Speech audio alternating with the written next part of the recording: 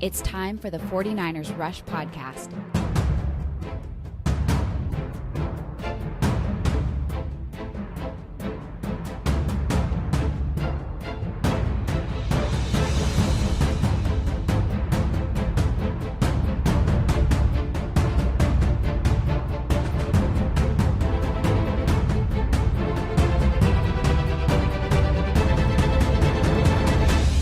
And here's your host, John Chapman.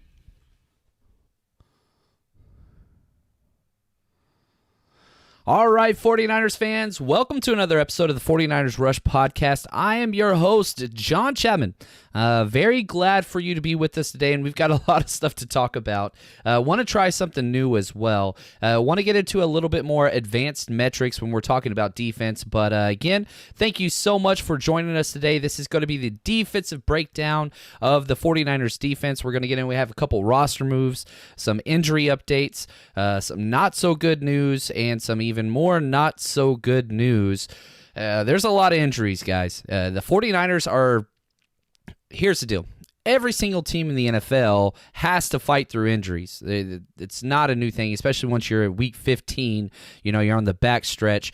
Perhaps this just shows how important it is to get that first or second seed in the NFL so that you could have some time for your defense to get some players back. And, best case scenario, if the Seahawks can lose one more game, we might not even need to dress a lot of starters for that week 17. You get 2 full weeks to rest. That would be ideal. Now, that's a dream scenario, and you got to keep taking care of business.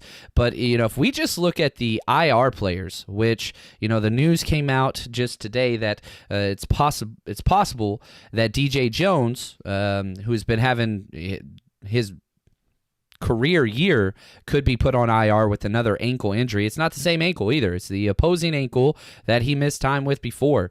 So that is key, and then you add on to that Richard Sherman. He's out for a week or two, possibly 3. Then D Ford's out for 3 weeks. There's just a lot. K'Wan Williams, he's got a concussion. He's out for a while. There's just a lot of injuries going on. If we just look at the IR players, and this is going to hurt, so brace yourself, Niners fans. We're starting with the rough ones. These are just the players that are on injured reserve. Now, some of these players are eligible to return. Jason Verrett, Trent Taylor, Kentavious Street, Sean Poindexter, Demontre Moore, Jerick McKinnon, Andrew Lauderdale, Jalen Hurd, Tim Harris, Sean Coleman, Ronald Blair, Quan Alexander. Those are just the players that are on IR. Now, if we look at the different players, and Marquise Goodwin joined them today, so he was moved down. And so it's definitely a lot of injuries on there. Now, if we also look at 2 additional roster moves were made, we brought back Jordan Matthews for what seems like the 7th time. Welcome back. It's the whole, I don't know if Back to the Future fans. What's it going to be, McFly? Are you in or are you out? It just keeps going back and forth. But glad to have him. He knows the system. He can step in if needed. And it does seem like the 49ers offense is relying mostly on just the 3 wide receivers. Not a lot of other people are getting snaps. You got Kendrick Bourne, Debo, and, of course, Emmanuel Sanders. But you bring Jordan Matthews back in, and with all the injuries to the secondary, sure enough, don't you know, they go back and get my arch nemesis, Dante Johnson, because why not? So he could be the very first backup at outside corner. You're going to have Ahkello Witherspoon and Emmanuel Mosley starting on the outside for the next week, and DJ Reed could be starting at nickel. So you're talking about a defense that is without 6 starters. There's only 11 positions. So half of your starting defense isn't going to be out there. So that's going to be problematic. And, I don't want to jump too much into the Atlanta Falcons, but they've won 3 out of their last 5. And not to say that they are surging. I don't think that they are a great or complete football team, but they're not a bad football team either. And so given we are playing at home, which is wonderful, but, we'll have to see what happens. Now, the problem right now is the nose tackle position. And Kyle Shanahan even said today, Sheldon Day can play that spot. Solomon Thomas can play that spot. Eric Armstead can play that spot, and so could DeForest Buckner. But if Kentavious Street, who he mentioned by name, can prove that he can get meaningful snaps at that spot as well, then he could be activated. So that's something that could happen. But he said Coach Kyle Shanahan said he's got to prove it. He's got to prove he can do it. So we'll just have to see what happens there. Jalen Hurd, still no new news on any of those guys. The question was asked to Kyle Shanahan, any new news on IR guys? And he said, no, none. So that's kind of where we're at. You kind of have to take him at his word. It's what it is.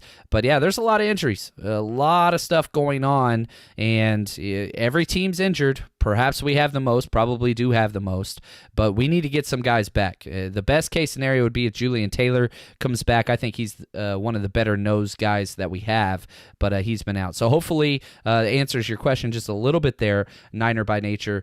That's such an awesome handle, by the way. I really do appreciate that. So, all right, from Jimmy Gallardo, what are we betting on? Also, what's your way of getting money back out of my bookie? I go seasons, so I keep my money in there, and I look at the winnings after the fact, and usually after the draft. I bet a lot on the draft. That's my favorite time of the year. And also, just quick side note, I'm working currently with Hot Mic app to make sure we can broadcast the draft. So could have a 49ers kind of specific draft coverage coming up on the Hot Mic app. So if you haven't downloaded that bad boy, go get it. Hot Mic, use the promo code RUSHESF. And if you do have an Android, you haven't signed up yet, please do so. We are broadcasting the game tomorrow night. We're doing the Thursday night game so that you don't have to listen to whoever's doing that. And then we're also doing the 49ers game, of course. So if you do have an Android app, we do have that available. Just head over to my Twitter. It's a soft launch, so it's not available in the App Store. But if you follow the link, you can still download it on your Android with the promo code RUSHESF, RUSHESF. That's available for you guys there. So, yeah, we're going to have some bets on Friday's show. Still waiting on that one. I like to wait to see the final injury reports coming out and stuff before I put my money down, unless I see something crazy, and I haven't seen anything too crazy yet, Jimmy. So that's part of the way it goes. As the season goes on, we start to figure out who's who, and there's some bets that stand out early on, but later in the process, not too much available on there just yet. So I will get back with you on that one, Jimmy. We will be talking about the spread and all those things a little bit later. And of course, I might as well get this out of the way. Really do appreciate that, Jimmy. If you're going to bet with anything, stay with my bookie. They're the best betting site there is for any type of sporting event that you want. Just head over to mybookie.ag and use promo code 49ers, 49ERS, and they're going to double your initial deposit. You put in $50, they're going to give you $50 to bet with. You put in $100, they give you $100, doubled all the way up to $1,000.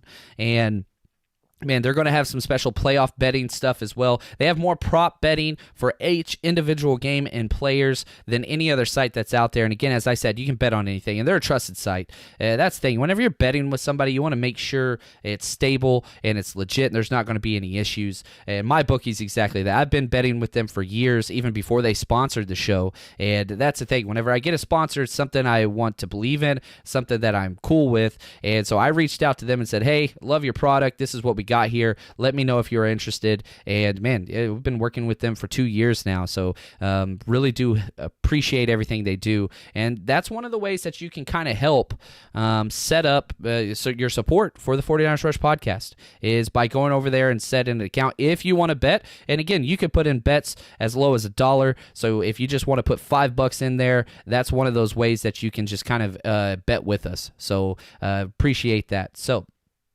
oh, here we go. We got another one for the Manscaped package.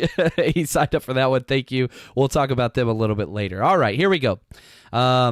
Didn't get a chance to yesterday. Jimmy G is flat out amazing. Man crush Wednesday. Yes, Jimmy Garoppolo just got named NFC Offensive Player of the Week. And the 49ers, along with the 11-2 record, you get a lot of player recognition. We've had, I believe, 2 times Nick Bosa has been Player of the Week. He also won Player of the Month. You had Fred Warner got Player of the Week once and also Player of the Month. You have Jimmy Garoppolo, who received NFC Player of the Week. I think Tevin Coleman did with his 4-touchdown game as well. There's been a lot of accolades that have kind of come across, and just great things have happened because the output that's taken place and the fact that you can have jumping back and forth with, defensive players nominated, offensive players nominated. I think it's a testament to what this team is. It's a complete football team. There are several teams in the NFL that are just so one-sided, and they might have something great. Like if you look at what the New England Patriots have done so far this offseason or this season, it's all because of the defense. Their offense is not good, but their defense is so great, they're able to win so many games. And whenever you look at what the 49ers do, there's nobody that's even close to them that has the offensive prowess and the defensive, again, points forced. This is huge. They've scored the second most points in the NFL. They've allowed the third least points in the NFL. And you say, oh, well, that's just points. Well, what about yards? Awesome. They have the fourth most yards and the second fewest yards allowed. They're doing it on both sides. It's complementary football. And that is completely related in the point differential. And so the point differential is gigantic. What they've been able to accomplish is awesome. The 11-2 record is legit, and if you wanted to put anything on it, really you should have had more wins. That's about the only thing. We did win a couple close ones. The Pittsburgh game where Dante Pettis scored the game-winning touchdown. Man, doesn't that seem like an eternity ago? The fact that we could say Dante Pettis scoring a touchdown and the game winner. Hopefully he can get fully healthy and contribute at a much smaller scale, but that was huge. That was a close game, and you had the Arizona Cardinals game where we won that one 28-25, and then this recent game, the Saints. Outside of that, every win has been pretty much a blowout, and then you had the two losses that were at the very end of the game, one in overtime, and then, of course, the Baltimore Ravens game. So, we've played a couple close games, and we are 3-2 in close games. Won 3, lost 2, but every other game's kind of been a blowout. And so hopefully that will continue. It's what it is. Oh, sorry. I apologize. I think I misread your question about getting money out of my bookie. Yes, it usually does take 5 to 7 days. You can request it through Bitcoin if you want to. I haven't done that. That's much faster. If you want to do that, you just have to set up an address. My buddy does that every time that he bets, but I haven't done it. So yeah, usually 5 to 7 business days to clear through, and that payout comes through. So sorry about that. I apologize. Thank you, JP, for helping me out with that one. From Jim Brony, what is your biggest concern for the 49ers going into the next 3 games in the playoffs after hearing about all these injuries? It's that 2 things, okay? The defensive interior in the run game, who is going to fill in at that nose guard spot, and then also the backup safety. The corner depth is wonderful. It's really, really good. Even if K'Wan Williams and Richard Sherman are out, DJ Reed is a decent young star that has a super high ceiling, and he is very physical. So really, really, and he's got great ball skills too. So really, really, I think DJ Reed would start for probably 10 teams in the NFL. So, not too worried about the slot corner role, not too concerned at all about Emmanuel Mosley. I think he's great. And so the fact that we have the depth at those issues, not concerned there. The safety position is gigantic. Marcel Harris, and man, shoot, I apologize, guys. Let's get to some freaking highlights. Why did you guys tell me this? That's on me. Let's jump to this defensive film. Just finished my breakdown over on my Patreon account if you want to join and hear all the talking and breakdown. But man, I apologize about that. I got too excited. And so as you guys start watching this film, what you're going to see is Marcel Harris he played really, really bad in the passing game. But what Marcel Harris does very, very well is in the run game. Very, very physical. Just about every other pass, the very first read was Marcel Harris at all times. And on this play here, you're going to see Marcel Harris come up and just make an awesome play in the run game. He's basically a linebacker, and the 49ers used him as such. The problem I had with Marcel Harris is there were a few times he was the deep safety. And anytime he's back there as the deep safety and they walked up Jimmy Ward, you could tell that Robert Saleh and his whole idea on the defensive scheme here was he did not want to leave Marcel Harris manned up or responsible for Jared Cook and the tight end whatsoever. Unfortunately, through motions and different things like that, they were able to get out of that. And so when Marcel Harris is back there as a free safety, that's not going to go well. He struggles big time in the passing game. Yeah, Kevin Givens, he's another guy that could step in there. I agree with you there, but just to finish off that previous question, I do think that the two biggest concerns are the nose tackle, defensive interior versus the rush, and then also that safety position, which the safety position's been pretty good with Tart. He's had a couple really bad games, but a lot of good games as well. Marcel Harris just got in pass protection. It's all pass protection. That's huge. So yeah, the defense is missing Tart by a lot, by a whole lot. What are your thoughts on Odell Beckham Jr.? Yeah, we'll deal with that in the offseason. I don't think that the salary cap, you're going to have to spend big time to get him. You know, if you look at what the Giants got to trade him, they got a first and a third and a stud safety. Are you willing to give up, let's say, okay, maybe his price has gone down. He's just a first. Are you willing to give up that first? He's got 5 years left on his contract as the top paid wide receiver, second paid wide receiver behind Michael Thomas now. I don't know. Would Odell be great on this offense? Yeah, of course he would. Odell would be great on any offense. But the fact that he has been traded away from two teams is telling, if that's going to be the case. So, but let's deal with that in the offseason. I like the guys we got now, and we can't get them now, but we will have plenty of time to talk rumors and all those things. Love that stuff. So appreciate the question there. Next question right here. How do you feel about trading for Jamal Adams in the offseason? Hell to the yeah.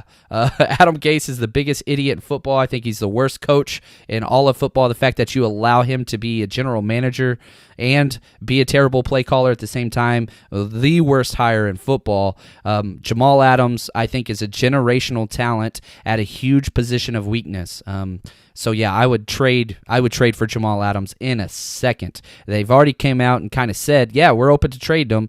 Don't get that. I would love to get that player. Jamal Adams would be amazing on any defense. I do think that he is a top 3 safety in the NFL and only going to get better. Yeah, he's special. So, yeah, very, very outspoken in my love for Jamal Adams. Now, let's see here. If Jimmy Garoppolo came out balling this next year, can he win the MVP? Hell yes, he can. So MVP is key on two different things. One, you have to establish yourself, and then you have to follow up. And so if you're looking at Lamar Jackson, who is probably going to be the MVP this year, last year he established himself. They went on that amazing run, then into the playoffs, and then he's come out this year and continued that. So Jimmy Garoppolo, not just from a statistical standpoint, because one, you have to be a quarterback to win it almost at all costs. Sometimes a running back or wide receiver, but it's almost impossible today. I really wish they would change the title. But yes, Jimmy Garoppolo is going to, because one, he plays in one of the bigger markets. 49ers are about the 5th largest market in the NFL as far as TV viewer ratings and all that kind of stuff, and fan base numbers in general. So that's huge. Two, he's got the look, man. Everybody likes Jimmy G. He's a gorgeous man. I could say it. I'd date him. Anyway, so he's got that, and the numbers are finally showing out. Now, it took these past 4 games for his numbers to turn. 16 touchdowns, 4 interceptions over the last 5 weeks. That's key, and he's got to cut down those turnovers, which we've seen happen. The fumbles, I think, are probably the most costly thing to him, but he's getting a lot of those MVP-like, MVP-like situations. He's got 3 game-winning drives, 3 fourth-quarter comebacks this year. He's doing a lot of special things. So, yeah, he could definitely do that. Who's going to be the player of the game on Sunday against the Falcons? I think it's going to be one of the wide receivers. I really, really do. I think Debo could just totally have one of those games. Not a big fan of the personnel for the Falcons on defense. I haven't completed all my film analysis. That'll be up probably Friday. So tomorrow I'm broadcasting the Jets and Ravens game Thursday night on Hot Mic app, and then Friday we'll have our full scouting report episode, and then Sunday, of course, we have the broadcast of the game live, and then also the reaction show. So let's jump into some real quick Pro Football Focus grades from the Saints game. And the Saints game was rough. Now, here's the thing. As you guys are watching through some of the film on there, the film is never as good as you think it is or as bad as you think it is. It just never is. And here's the thing. I came away after, this hour-plus long breakdown I just finished up earlier today. And, man, there are some things that are very, very positive. They come out, the Saints do. They score on their first 4 straight possessions, which is rough. That hurts for sure. But they corrected a lot of things, and a big reason why the pass rush didn't show up, and as you watch these plays, Drew Brees got rid of that ball quick. I think I counted 2 passes that got to 3 seconds. That's it. He just gets back there, and he threw the ball. Their entire game plan on offense was to totally take the pass rush out of it and just quick passes. That's just all it was. And, you got a couple hits on the quarterback, and you brought pressure, but whenever you're getting rid of the ball that quick, there's not much you can do. It really isn't. So that's problematic. But there were a lot of great plays. Obviously, Nick Bosa, who's not getting the sack numbers, he's just disruptive. And it was so funny because, about 3 to 4 weeks ago, they started rotating Nick Bosa to the left and right side to try to get some better matchups. And here's what happened. The Saints went away from him wherever the hell he lined up. They would roll out coverage against him. If he was on whatever side, they'd run against him. And so you get a lot of plays, I counted 4 total, where he is chasing a guy and dives and swipes at the feet. Now, he finally got one against Taysom Hill on a 3rd down. It was 3rd and 1. He got a 6-yard loss and forced a punt. But Nick Bosa's special. And whether you're a film guy or you're an analytics guy or whatever, I don't care what you are, that continues to show out. And the numbers bear that out too. Now, so the top 5 players, the first one's kind of funny because he only played 2 snaps. That's Tarvarius Moore. He had an 89.2 grade. And, I do wish they would try, if they're going to leave Marcel Harris, so the play that's showing up right now is the first touchdown pass to Jared Cook. He's the free safety. And if you're going to rotate your safeties to a true 2-safety look like we did against the Saints, put Tarvarius Moore out there. If you're not going to have it to the way, Marcel Harris is great against the run, should never be a free safety. And you're going to see that in this play right here where he gave up his first of 2 touchdowns. But Tarvarius Moore had 2 plays, and he did well out there in 2 plays. Nick Bosa had an 83.6 and his highest snap total in his career. He got 69 total snaps out of 73 total plays. So he only got 4 plays off, and he was effective on all of those. Richard Sherman was the 3rd highest graded player, 76.2. Sheldon Day, got to give it up to Sheldon Day. I know that I am, let's see here, how do I say this?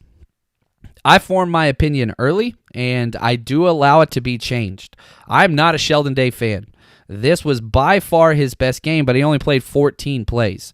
But if he can play 14 plays and generate what he did, he even got some pass rush. He got 1 hurry, which is I've never seen him do before. Usually he never gets past the line of scrimmage at all. So do want to give him props. I don't have anything against Sheldon Day personally. I just don't think he's a great football player at the nose. I think he should play the 3 technique and run formations only. But the problem is DeForest Buckner's the best 3 technique in football, or at least one of them, so he just doesn't get that opportunity. DJ Jones finished as number 5, 74.5. Eric Armstead right behind him, 73.4. Those are the most positive graded players. Now the opposite side. Here we go. Let's talk about the bad. Emmanuel Moseley had a 46.0 score, and a lot of that is because when Richard Sherman got injured and took himself out of the play, that play went against Emmanuel Moseley because Emmanuel Moseley was sitting at the slot role. We adjusted what was happening because when K'Wan Williams got his concussion, we put in Emmanuel Moseley at the slot spot, but then Richard Sherman gets hurt, so they put in DJ Reed. Now, the problem is when they put DJ Reed in, he went in at the slot role, which is his only position, which should have kicked Emmanuel Moseley outside, but the clock was running and there was only like 1:20 left. It didn't happen enough, and we left Ted Ginn wide open on the outside. That's all on the coaching, by the way. The coaching and the players needed to have that one out, and you should have spent a timeout in that one. You gave a free 30-yard play when the game was on the line. That was huge. So, but Emmanuel Moseley's got to be just fine, though. Really not worried about him on that. Fred Warner, just coming off, NFC Defensive Player of the Month. He had a rough game, guys. Several missed tackles. gave up 2 touchdowns in the receiving game. He had a 48.6.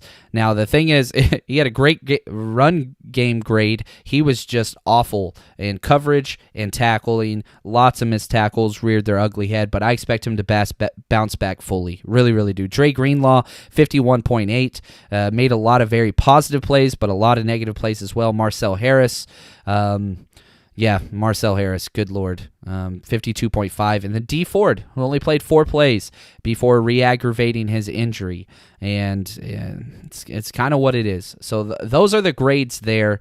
Now, what I want to do quickly is I want to go through some advanced defensive metrics on just how special this 49ers team is.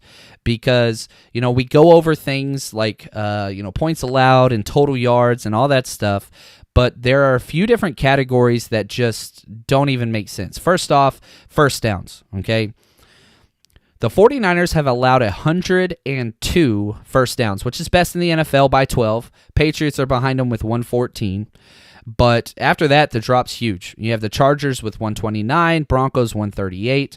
I mean, the fact that if a team gets 20 first downs in a game, that's a great offensive performance. That's most of the over-under bets on my bookie for first downs per team. Starts at 20. If they're a really good offense, it'll jump up to 23. If they're a terrible offense, it goes all the way down to 15.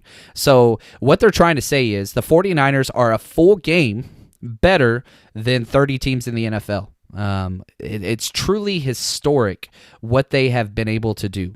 Another crazy statistic, and this is a Kyle Shanahan statistic that he follows greatly, and this is yards per passing attempt. I'm dyslexic. I mix it up sometimes. 4.5. 4.5 yards per passing attempt, not catch. That's what we are giving up. There's only one other team that is south of the 5-yard metric, and of course, that's the New England Patriots. And, it's funny because we talk about how the Patriots' secondary is what sets them apart. The 49ers' defensive line is what sets them apart. But they correlate. They definitely work together. And, you look at total yards allowed in the air, the 49ers have under 2,000. 1,960 yards allowed passing by the San Francisco defense. That's special. Patriots, 22-33. And then every team just drops off the map on that one. So we are several hundred yards ahead of these other teams. Now, if we get into some even more crazy passing metrics, why not? For my stat nerds out there, air yards. This is how far the ball travels in the air before it gets to the wide receiver. And it doesn't matter if it's caught or not. This is just how often and how deep the ball is thrown. The 49ers have only 903 air yards. Total air yards on completions. The next team, New England Patriots, 1,290. So 290 more yards. Then after that, it gets crazy. 1,449's next, 1,452. We're under 1,000 and the only team by almost 300 yards. Nobody can throw the ball deep. That's what that means. And it starts up front, but we've had some great coverage on the back end. Richard Sherman has not allowed 1 touchdown all season. Mikaela Witherspoon did give up 2 touchdowns this game, but there's some elite level play on the back end met with amazing front four and, of course, Fred Warner. What he has been able to do outside of this game, he had a pretty rough game in coverage, but the team is playing together. It's really, really special what they are doing. And if we look at sacks, I think this bears it out. The 49ers are currently 3 sacks behind the league leader, the Pittsburgh Steelers. They have 48, Panthers 47, and the 49ers 45, which, I'm hoping on that one. I put in a dark horse bet on the 49ers leading the NFL in sacks before the season, and they were like, I think, 15th. It's one of those crazy bets that's like plus 4,500 something, so we'll see what happens if they can get there. But again, just more things that show you, you look at the minutia of this, and just great things are happening on the defensive side. And so whenever you look at this game, the Saints, where they put up 46 points, you have to go back and look at the track record. Okay, is this an anomaly? Why were they able to do what they did, and why so much success against a historically great defense? The 49ers haven't given up more than 27 points all year, and then you go give up 46 on the road. Now, why was that? A couple things. Again, missing lots of starters on the defensive side, but it comes down to poor safety play. Jimmy Ward gave up a touchdown. You have 2 touchdowns given up by Marcel Harris. Fred Warner gave up 2 touchdowns as well. So depending on how you look at this and what's going on there, it's what it comes down to.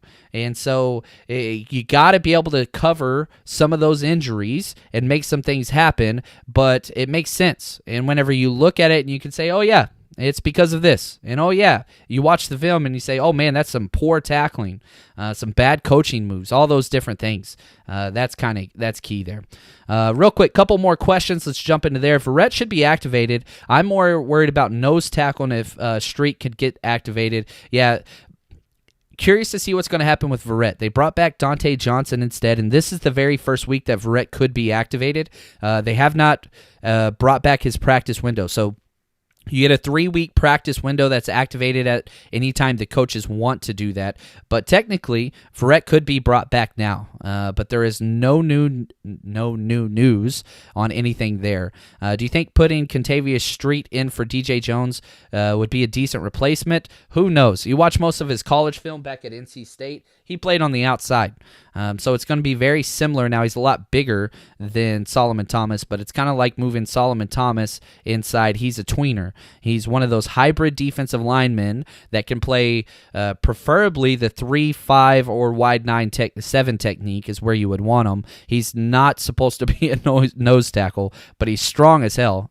He's probably the strongest defensive lineman we have as far as, squat. He's one of those power, insane people. I think he squatted like 700 plus pounds. So from a weight standpoint, he's not there, but from an athleticism standpoint, yeah, he could definitely do it. And I think the only reason why the 49ers haven't activated him yet is they want to see if he can do it. And if he can't, because you got to free up a roster spot somewhere. So that's key there. Back to the Jamal Adams things. What would it take to get him a first plus?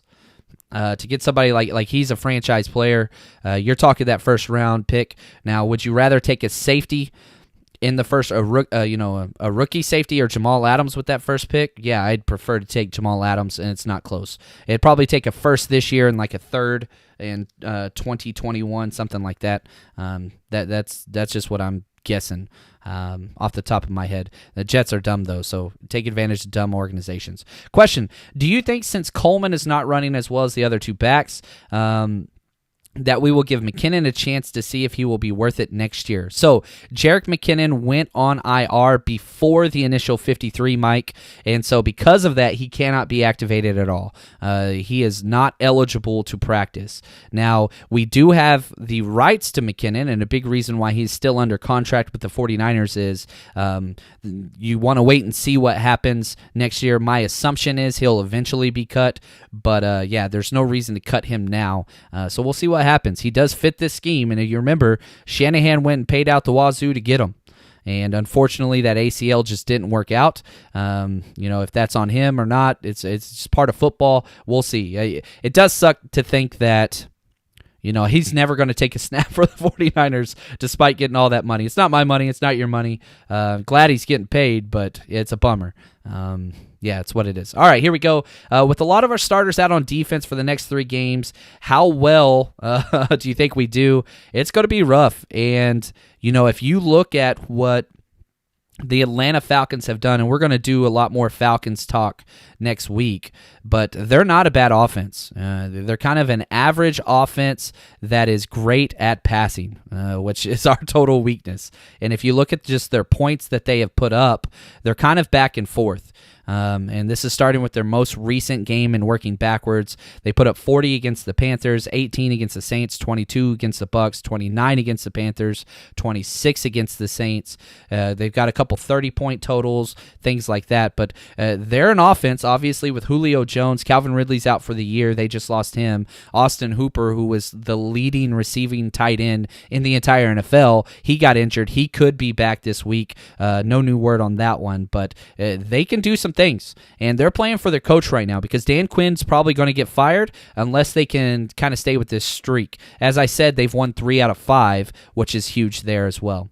Would you be open to sign Kareem Hunt for the right deal? I would not at all, especially with that video that came out, which even if you're just like, who cares about the video, our coaching staff has made a huge effort to have zero tolerance with this stuff with Reuben Foster and kind of how that all played out. I don't think that is the case. And again, Kyle Shanahan kind of has shown he wants discounted running backs. Kareem Hunt is going to be a free agent, so he will go to a team, and I think he's a great talent. But no, I would much rather stay with Mostert and Breida, and Tevin Coleman signed for a couple more years as well. So I would rather keep that personally. Now, things you don't want to keep is south of the border whenever you got too much stuff going on down there. And the way you clear this up, and again, staying with appreciate the shout out here, and that's manscaped.com. Here's the deal. All of your male grooming needs are going to be met by this awesome company, and they have probably the best customer service in sight. It's so fast and so efficient and discreet. That's the thing. So head over to manscaped.com. Use promo code 49ers. That's 49ERS. You're going to get 20% off your entire purchase, and it's going to come with free shipping. It delivered straight to your door, so you don't have to go out shopping and figure out what you want. And they have packages put together for you. Get the perfect package 2.0, and they're going to throw in a couple extra goodies there for you. One, a leather travel tote bag that I use to carry around your toiletries. Man, they even threw in an awesome t-shirt and some extra boxers as well. And that's the type of company this is. Manscaped.com. They are the #1 men's grooming site in the world, and they just put together great stuff, great products, and their Lawnmower 2.0, which is kind of their cornerstone product. 1, it won't cut you down below. That's huge. 2, it's completely waterproof, so cleanup's super, super easy, and it comes with a crazy battery that you can charge. You don't have to swap out AA's and AAA's and all that kind of stuff. You just plug it in, and here's the deal. You don't want to use the same razor on your face that you use down there. You got to get separate stuff, and tools that were made for that. The stuff that you use on your face was not made for your nether regions, your family jewels. So go to the place that knows how to take care of you, and that is manscaped.com. And remember, use promo code 49ers, 49ERS, and they will take care of you. All right, just a couple other questions before we jump off here, and just want to say thanks, guys. As always, please hit that like button or wherever you're listening, Twitch, Twitter, Periscope, YouTube. We got you everywhere. Really do appreciate it. Please hit that like and follow button so that you will be with us the next time we go live. Let's see here. Here's the next question. Is the game's X factor going to be the horrible offensive line of the Falcons, or how does our front do against them? I really do think, and again, I've done a little bit of film on the Falcons, only one game. I try to watch pieces of at least 3. Their defense is god-awful. It's really, really bad. And they're bad through the air, and they're bad versus the run. So I think that this is going to be one of those games. And, somebody asked me if this is going to be a trap game on Twitter, and I was like, hell no, it's not. Kyle Shanahan was with the Falcons for 2 years, and there's something about the back of your mind and quote-unquote revenge games. Now, Kyle Shanahan even said, he's got a great relationship with Dan Quinn. He left on great terms there, so it's not so much like, I want to go destroy these bad guys of the past. It's not that, but you do always want to let everybody know you guys lost something great. And so I think that's key. So everybody's going to be hyped for this game. Tevin Coleman won. He's got a revenge game as well. Ben Garland, he played for them as well. Levine Toilolo, who probably won't get a lot of snaps. There's a lot of guys and coaching staff that have ties to the Falcons. And we're returning home after back-to-back road games. So it's not going to be a trap game, but I do believe that this Kyle Shanahan offense, even with our backup center, they're going to be able to do what they want. And I think that this game is just built for our wide receivers, whether that's going to be Debo, Kendrick Bourne, or Emmanuel Sanders. I think it's going to be a Debo week, personally. I'm pretty excited for what's going on there. So that's what we got. It's going to be a lot of fun. I'm really, really excited about it. And one more thing I do want to throw out there.